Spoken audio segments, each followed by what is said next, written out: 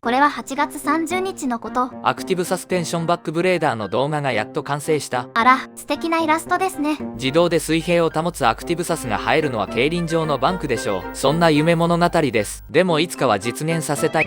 万博ミニ四駆でお会いしたヨッシー店長から DM です。庭からさん、アクティブサス見ました。ちょうど面白いイベントがあります。競輪場のバンクでミニ四駆、走らせられます。ナレーションのにわかです。制作者の庭からです。ここは京都向町競輪場、2029年度にリニューアルオープンが予定されています。そしてその工事前にバンクで思いっきり楽しめるイベントがあるということです。この中のミニ四駆、ドローンイベントの運営がミニ四駆ショップ44とプロスト、この2社と京都向町競輪場のご好意でバンク撮影ができるという二度とない機会です。日程は10月5日、今日はもう終わりなのと前日入りが必須なので残るは34日間です。それまでに私がやりたいことはこちらです。さすがに無理で全部やりたい。だからやります。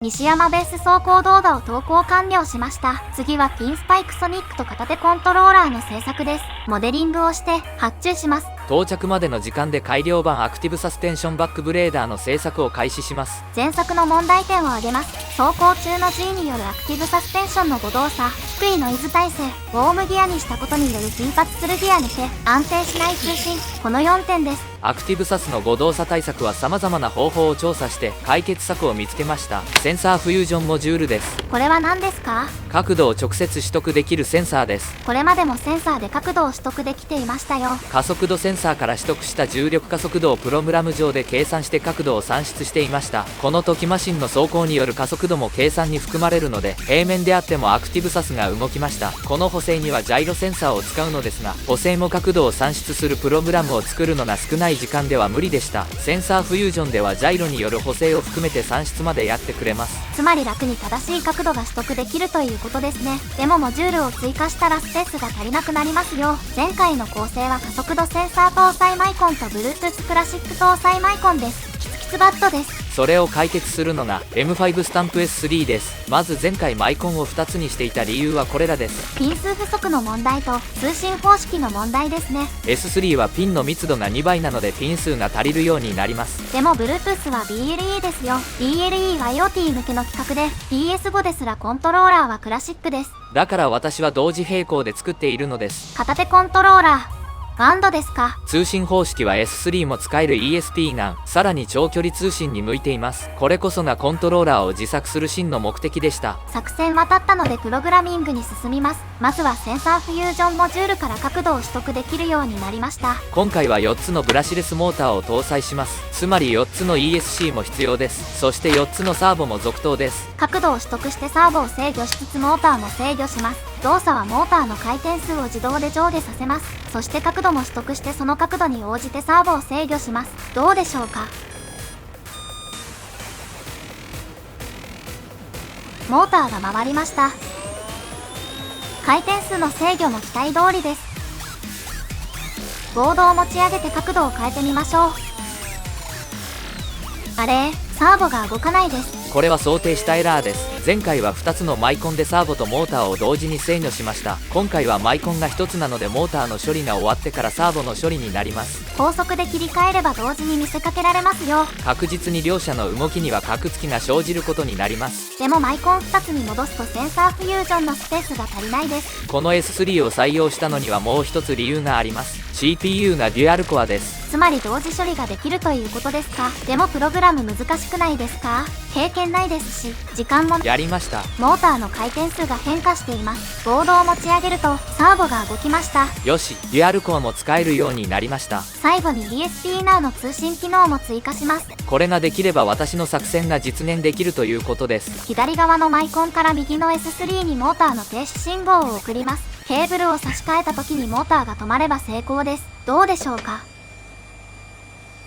きたー。通信も成功です。動画では一瞬ですがここまで来るのに多くの試行錯誤がありました。嬉しいです。動作確認ができたので回路図を書きます。電子部品の配置を決めます。接続が近いもの同士をまとめます。今回は基板サイズが決まっているので枠に収めます。このサイズに全てを収めるのは不可能なので工夫します。コネクターを配置します。配線も進めていきます。両面基板なので表配線と裏配線をうまく使い分けます。基板は2枚作ります。先ほどのがメイン基板、こちらは電源基板です。電源基板は DC-DC コンバータとスイッチコネクター、バッテリーコネクターで構成されます。 3.7V のリポバッテリーを並列にして電流供給を増加させます。今回はブラシレスモーターを4つ使いますからね。電源基板を縦に配置することで省スペース化を図ります。バッテリーコネクターのパッド形状も工夫します。なんか長いです。バッテリーの細かい配置を基板とシャーシの現物合わせで行うのでコネクターの位置を調整可能にしています。このパッドの形状が発注可能かも気になります。電源ラインは大きな電流を流せるように太くします。メイン基板の配線も仕上げていきます。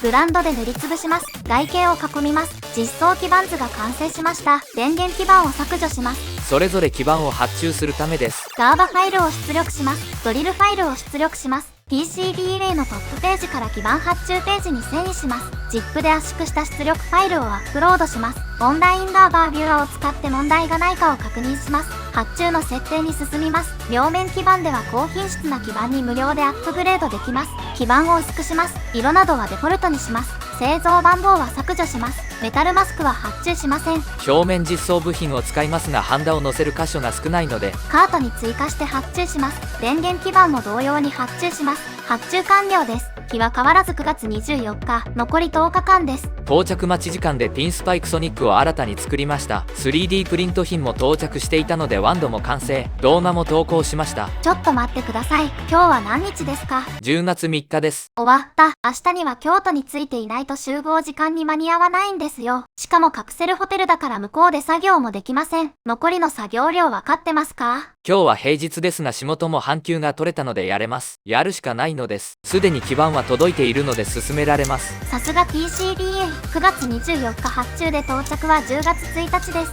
特殊な横長パッドもしっかりと設計通りです。で、よくよく考えたら完成しているのこの板だけ。見ていいのは前だけです。今を見る時間はないです。表面実装部品をリフローするためにペーストハンダをパッドに塗ります。パッドの数が少なくパッド自体も広いのでメタルマスクなしでも簡単にできます。表面実装部品を乗せていきます。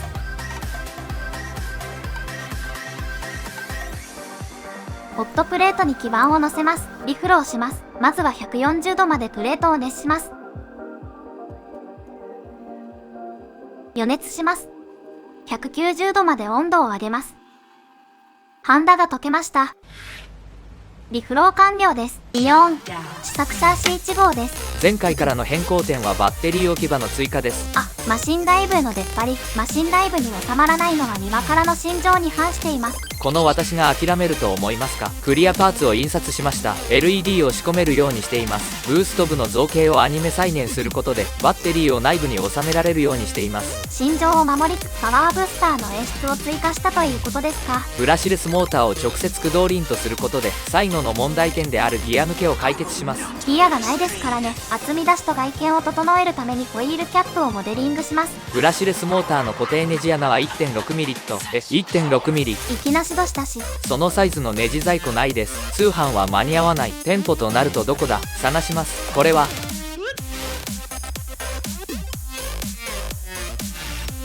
ありました。秋葉原なら行けます。この戦国伝承はよく行くところですね。時間は19時まであと1時間半。急ぎます。求めていたネジがありました。ギリギリセーフです。試作シャーシ2号です。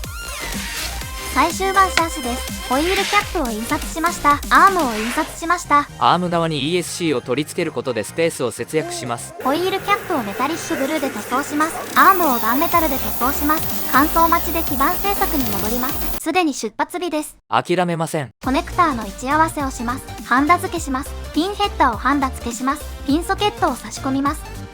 ハンダ付けします。密度が2倍なので幅が半分。なかなか細かいです。センサーを搭載します。ハンダ付けします。ピンヘッダーを差し込みます。ハンダ付けします。電源基板をドッキングします。ハンダ付けします。基板完成です。電源基板を縦にすることでスペースを大幅に削減しています。さらにバッテリーが直接接続できます。かっこよすぎる。気持ちのいい回路ができました。グッドです。それでは始めましょうか。地獄の配線作業です。これはマジでやばい。多すぎる。いつも言っていますが配線が最も苦手です。でもやるしかないです。撮影する余裕はないのでもにょもにょします。配線完了です。やりきりました。ハイパーヌッドです。京都への終電まで残り5時間です。コネクターの位置ですがちょっとずれています。位置を修正しました。位置が合いました。調整可能な行きました。先代からボディを引き継ぎます。すべてのパーツが揃ったので組み立てます。接着剤をシャーシに塗ります。サーボを搭載します。基板を搭載します。LED をキャップに差し込みます。キャップをシャーシに差し込みます。バッテリーを搭載します。バッテリーコネクターに接続します。フィッティングを確認します。ハイパーフィットです。マイコンを搭載します。マイコンケースのネジを緩めます。ケースを外します。サーボケーブルを接続します。スイッチを取り付けます。フロントアームにアダプターを差し込みます。リアアームにアダプターを差し込みます。ブラシレスモーターにホイールキャップを取り付けます。固定します。アームにブラシレスモーターを取り付けます。ESC を取り付けます。サーボにフロントアームを取り付けます。リアアームを取り付けます。モーターケーブルを接続します。ケーブルを結束バンドでまとめます。アームを固定します。タイヤを装着します。アームに両面テープを貼ります。フロントフェンダーを取り付けます。リアフェンダーを取り付けます。ボディを乗せます。ボディキャッチで固定します。着きました。京都向町競輪場。このバンクの上に私が立っています。そしてバックブレーダーを走らせられる。これは現実なのでしょうか。動作チェック、通常モード。マシンを傾けても動きはありません。アクティブサスペンションオン。マシンは自動で水平を保ちます。滑らかにアクティブサスペンションが動作します。誤動作の問題は前作は G に対してもアクティブサスペンションが反応していました。どうでしょうか。センサーフュージョンにより外乱の影響を大幅に減らすことに成功しています。完璧です。